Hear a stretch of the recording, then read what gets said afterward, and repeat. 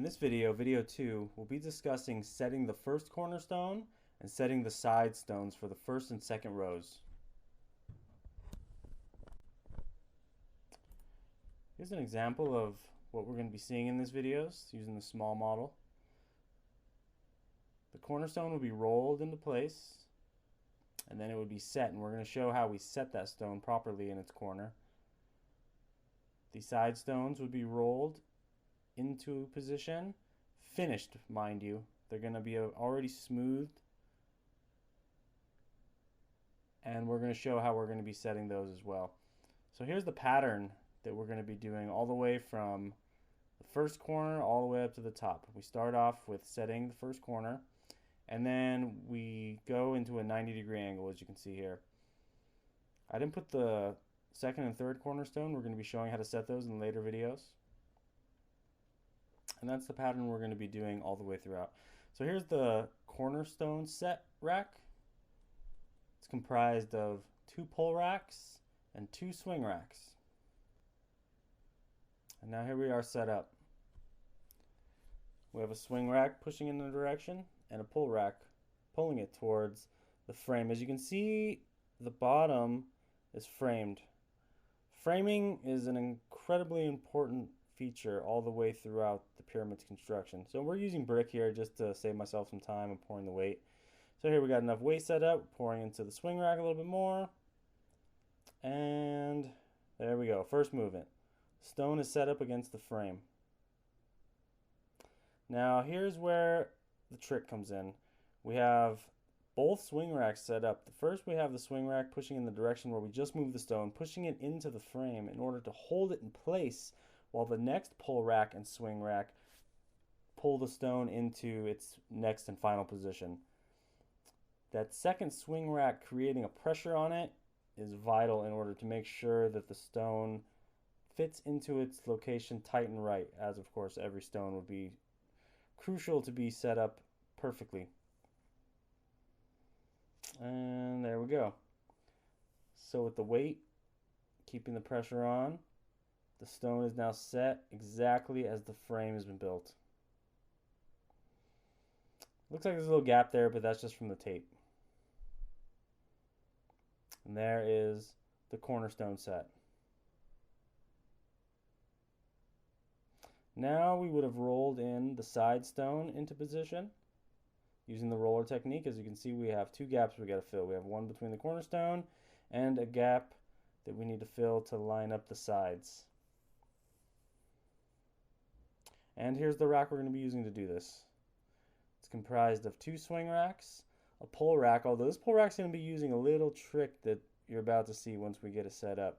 And then also there's going to be another rack that I haven't shown yet called a lean rack or a lean pull. And you're going to see how that works on the second movement. We also have a basket in the front, or crate. And also the wood is lined up at the same angle that the pyramids would be lined up. That way when it pulls into place, it'll be lined up correctly.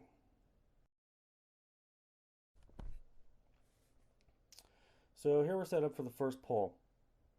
So the trick of this is you have a bar in the front, and then you need to string the ropes over that bar and then back around, pulling on the swing rack rather than pulling on the stone itself. This is a very important trick to make this work. If you try to go over the top and then pull the stone itself, it just doesn't pull right. You get like an up pull and it wants to lean forward. Okay, so now we're set up. We'd add weight to the basket, to the pull crate, and to the crate that would go on top of the swing rack. I'm just going to be using bricks in order to save myself time, as I will throughout the rest of these videos. So first you need to add weight to the swing rack. Although I guess the order of which you add the weight isn't really that important. Although, actually I might take that back, because when you add the weight to the swing rack, it gets it nice and firm and it puts it in its proper position. We'll be discussing other ways that you can design the swing rack. As you get into the different style racks later on, you're going to see different styles where it works more efficiently than this one. This one doesn't really require that much because the whole rack is working with it so well. So a little bit of a movement there, not quite all the way, got hung up a little bit. And not quite enough there, one more, and there it is. The gap between the wood and the side stone is tight. Looks like there's a little bit of a gap there, but the black tape in the shadow is creating that effect. I assure you the stone is up against the wood tightly. So now here we're set up for the second movement. We have a small amount of weight on the swing rack that we just used. We have the other swing rack. You see that swing rack's built more efficiently. And then that's attached to the lean rack. So again, not attached to the stone. It's just going to be pulling on the swing rack.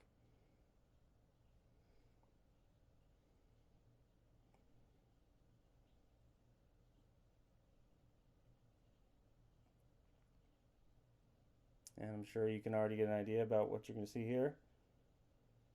And you can see what I mean by the swing rack, how I did a different design for it. Works a little more efficiently when you bend the front part up like that. And it also works more efficiently when you're bracing the lean rack right there as well with that brick. Of course, that would be used with some sort of wood framing. Also, for the swing rack, the higher you get the beams up towards the area that actually makes it swing, the leverage area, I feel it works better. And there you go. You got the movement. Swing rack in the front, keeping it in position towards the edge. And both gaps are filled in clean, tight and right. Again, hard to tell. I know I'm getting some shadow, and the tape kind of makes it look like there's still some space